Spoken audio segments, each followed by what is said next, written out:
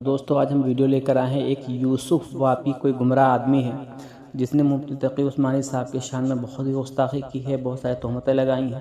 سود خور تقی عثمانی کو میں نے نہیں، تمام دارالفتاؤں نے کہا ہے. حامدوں و مسلیوں و مسلمہ یوسف واپی، جس نے مجھے کچھ ہفتوں پہلے کال کیا تھا اور اس کال کے دوران اس نے بہت سے اکابرین علماء کے ساتھ میں بدتمیزی کی، خاص کر مفتی تقی عثمانی صاحب دامت برکاتہم العالیہ کو اس نے سود خور کہا اور ان پر لان تان کرتے ہوئے ان کو درباری ملا تک کہہ دیا. تو اسی کے متعلق دارالعلوم دیوبند سے ایک صاحب نے استفتاء کیا ہے، جس کو میں پڑھ کر آپ کے سامنے سنا دیتا ہوں. استفتاء کی تاریخ 29 اکتوبر 2025 ہے اور عنوان یہ ہے کہ حضرت مفتی تقی عثمانی صاحب دامت برکاتہم العالیہ نے سود کو حلال کرنے کی کوشش کی ہے. اب سوال کا متن سنیے. ابھی تازہ واقعات میں ایک واقعہ یہ پیش آیا کہ معروف و مشہور تبلیغی ساتھی یوسف بھائی واپی نے، پھر اس عاجز کا نام لکھا ہے، کہ ارشد دہلی والا کو فون کال کیا جس کی ریکارڈنگ یوٹیوب پر نشر کی. اس گفتگو کے دوران یوسف بھائی واپی نے حضرت مفتی تقی عثمانی صاحب دامت برکاتہم العالیہ کے سلسلے میں کلام کرتے ہوئے یہ گفتگو کی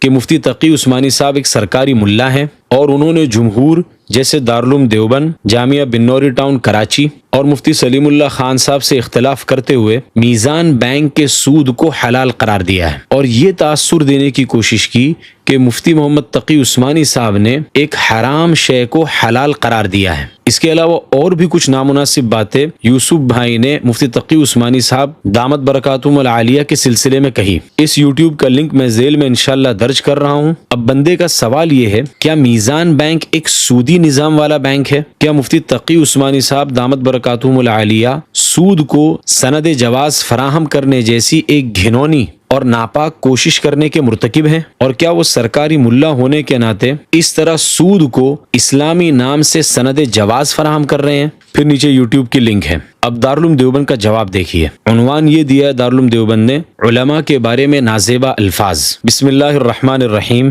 الجواب وباللہ التوفیق. ہمارے سامنے اسلامی بینک یعنی میزان بینک کے اصول و ضوابط وغیرہ نہیں ہیں، اسی لیے حتمی طور پر تو کسی معاملے سے متعلق کوئی حکم لکھنا مشکل ہے. باقی چونکہ حضرت مولانا مفتی تقی عثمانی صاحب مدظلہ ماشاءاللہ کتب فقہ و فتاوی بلکہ تفسیر و حدیث بلکہ سیر و تواریخ پر بھی گہری نظر رکھتے ہیں، اس لیے میزان بینک کی تمام کارکردگی اور اس کی جزیات کو حدود جواز میں ہی رکھ کر انجام دیا جاتا ہوگا. اگر اہل علم حضرات میں سے کسی کو کچھ اشکال ہو تو براہ راست مفتی صاحب موصوف مدظلہ سے رابطہ کر کے اس کو حل کر سکتے ہیں. پھر آگے لکھتے ہیں، علماء حق کے بارے میں نازیبا الفاظ استعمال کرنے سے اجتناب کرنا واجب ہے فقط واللہ عالم. یہ ہے مفتی تقی عثمانی صاحب کے تعلق سے دارالعلوم دیوبند کا موقف.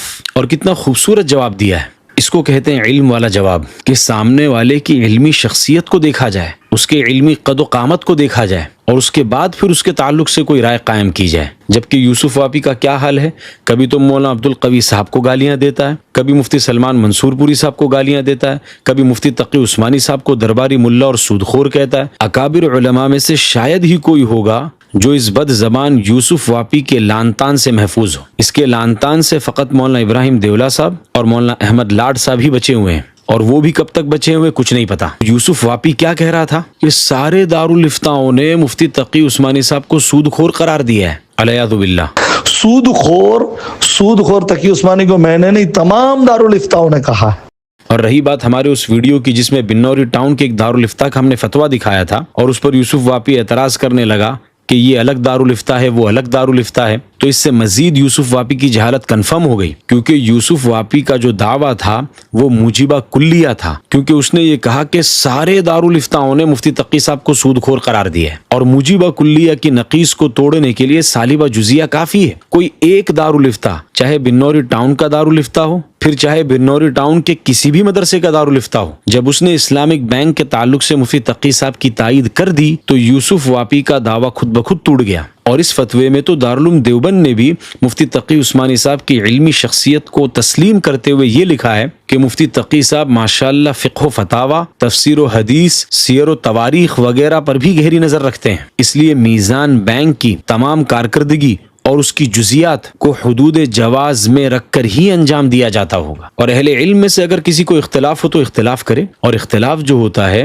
یہ اچھے انداز میں دلائل کی بنیاد پر ہوتا ہے، یہ نہیں کہ فلاں آدمی کو سود خور کہہ دیا اور فلاں مفتی صاحب کو بدماش کہہ دیا اور کسی اور کو باطل کا ایجنٹ کہہ دیا۔ یہ یوسف واپی کی نری جہالت ہے۔ اس لیے جو لوگ بھی یوسف واپی کے معتقد بن گئے ہیں، ہم ان سے کہتے ہیں کہ اس سے اپنے آپ کو بالکل دور کر لیں۔ یہ آدمی یوسف واپی راہ حق سے بھٹک چکا ہے۔ صبح و شام اس کا کام ہی یہ ہے کہ اکابرین علماء کے اوپر لعن طعن کرنا اور ان کو گالیاں بکنا۔ تبلیغی جماعت میں لگ کر دین کا درد تو اس میں آ گیا ہے، لیکن علم بالکل زیرو ہے، صفر ہے، جہالت ہی جہالت بھری ہے، اور دین کا وہ درد جب جہالت کے ساتھ میں ملٹیپلائی ہوا تو اس شخص نے اکابر علماء کو گالیاں دینا اور اکابر علماء کے اوپر اپنی گندی زبان طعن کو دراز کرنا شروع کر دیا، کیونکہ درد دین تو تھا لیکن علم دین نہیں تھا۔ اور واضح کر دوں، یہ فتویٰ جو ہم نے دکھایا ہے یہ ہرگز ہماری تائید کے لیے نہیں ہے، یہ فقط مفتی تقی عثمانی صاحب دامت برکاتہم العالیہ کی شخصیت کا دفاع کرنے کے لیے یہ فتویٰ ہم نے دکھایا ہے۔ اور اخیراً ولا قلیلاً یوسف واپی کو ہمارا پیغام یہ ہے کہ اکابر علماء پر لعن طعن کرنا بند کریں۔ آپ کو ذرہ برابر بھی علم نہیں ہے، آپ یہ سمجھنے لگے ہو کہ آپ نے کامرس پڑھ لیا ہے تو اسلامک فائنانس کے اوپر آپ اپنی رائے دینے لگو گے۔ صرف کامرس پڑھ کر تو کنونشنل فائنانس کو بھی آدمی نہیں سمجھ پاتا ہے، تم کہاں اسلامک فائنانس کے اوپر اپنی زبان کھول رہے ہو اور اتنی بڑی شخصیت کو گالیاں دے رہے ہو۔ اس لیے میں تم سے گزارش کرتا ہوں کہ اس بدفعلی سے توبہ کرو اور اپنے آپ کو علماء کے تابع کرو، علماء کو اپنے تابع کرنے کی کوشش مت کرو، اور اختلاف کرنا ہے تو گالی گلوچ اور لعن طعن سے نہیں، حکمت کے ساتھ میں، پیار محبت کے ساتھ میں، دلائل کے ساتھ میں اختلاف کرو۔ لیکن یہ بھی ایک بڑی مجبوری کہ علم تمہارے پاس ہے نہیں، ہاں البتہ دلائل اربع تمہارے پاس ضرور ہے۔ یوسف واپی کی دلیل نمبر 1، میٹھا میٹھا ہپ ہپ کڑوا کڑوا تھو تھو۔ یوسف واپی کی دلیل نمبر 2، شخصیت کو دیکھ کر تقوی کو لقوہ مارنا۔